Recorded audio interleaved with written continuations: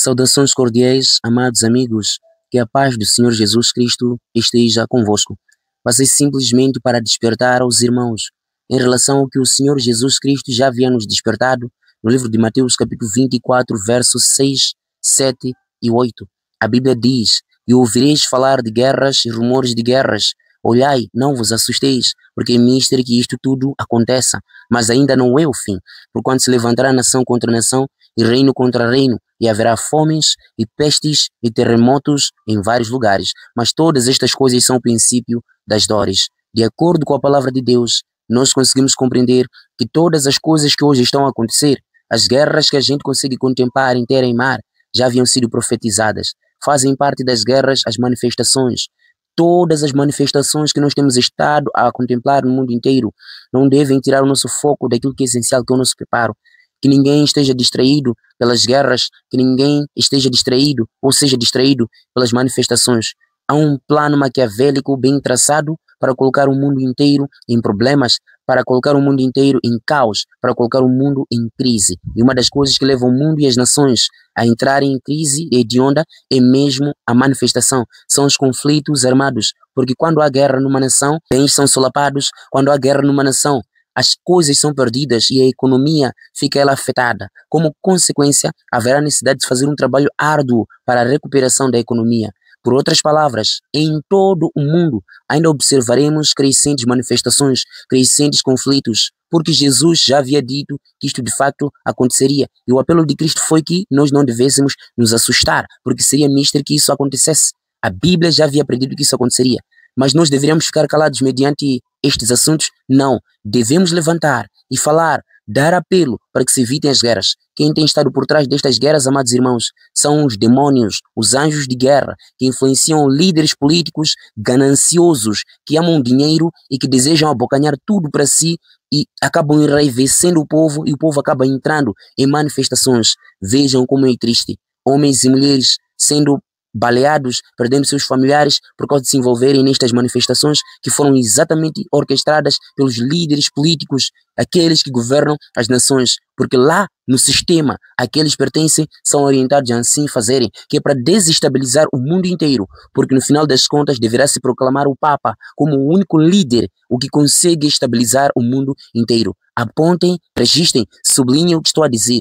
Todos estes conflitos armados, todas as manifestações que estão a acontecer em todo o mundo, com particular incidência para a África, porque muitas nações africanas já começaram a se manifestar em torno dos governantes que estão a dirigir estas mesmas nações. O objetivo é para colocar ainda a África no fundo do poço. Mesmo no mundo afora, nas Américas, tanto como a Europa, também estão a acontecer manifestações recorrentes, que é para desestabilizar o mundo, para proclamarem o Papa como o líder mundial.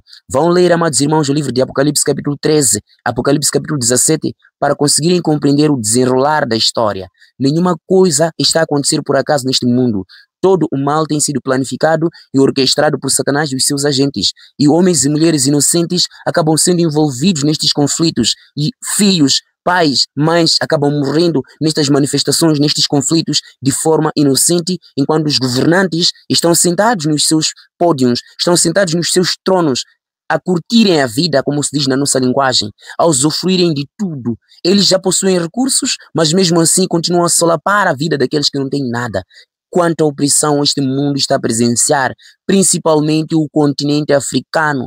O continente africano precisa de algum auxílio da parte de Deus com muita urgência, porque não podemos contar com o Ocidente, não se deve contar com outras nações que vêm e exploram esta África. Que o Senhor Deus tenha misericórdia da África e que se mostre diante de todos os governantes da África e de todos os governantes de todo o mundo, para que eles consigam perceber e compreender que o Senhor Deus é o Deus da África, é o Deus da Europa, é o Deus da Ásia, é o Deus de todos os continentes, não é só dos continentes e países abastados, mas também deste continente africano. Precisamos de um auxílio urgente da parte de Deus. Chega da injustiça, chega de opressão, chega de corrupção, chega de guerras, porque quando há guerras nas nações, muita coisa fica paralisada e a economia fica estagnada.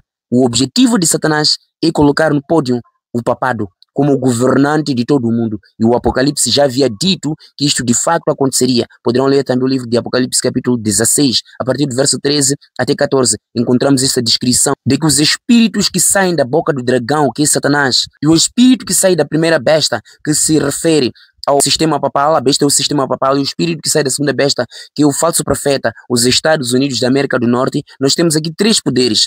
Temos aqui primeiro o dragão, Satanás, a primeira besta, o sistema papal, a segunda besta, nós temos os Estados Unidos da América do Norte. E os espíritos imundos que saem das suas bocas representam o espiritismo em todas as suas facetas.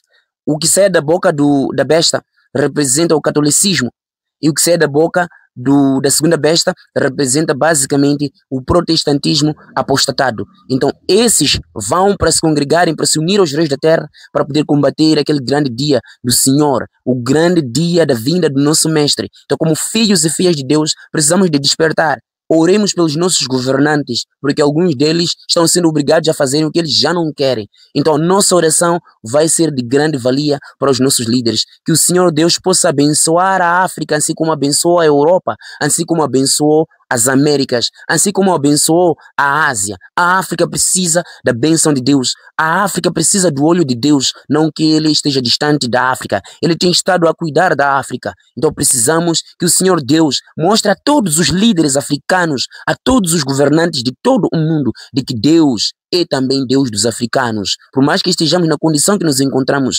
mas o Deus que criou os céus e a terra foi quem criou a África e foi quem criou os africanos. Os africanos são de Deus, os europeus são de Deus, os asiáticos são de Deus, os americanos também são de Deus. Precisamos de um tratamento igualitário. Que o Senhor Jesus coloque o seu olho sobre a África, que perdoe a todo do mal que cometeu, para nós estarmos nestas másmoras. Que Deus tenha misericórdia de nós, que a paz do Senhor Jesus Cristo esteja com todos nós, e que o Senhor Deus converse e sensibilize o coração de todos os líderes africanos para que deixem de ser gananciosos e que se voltem para o seu povo e que voltem o seu coração a Deus. Até a próxima.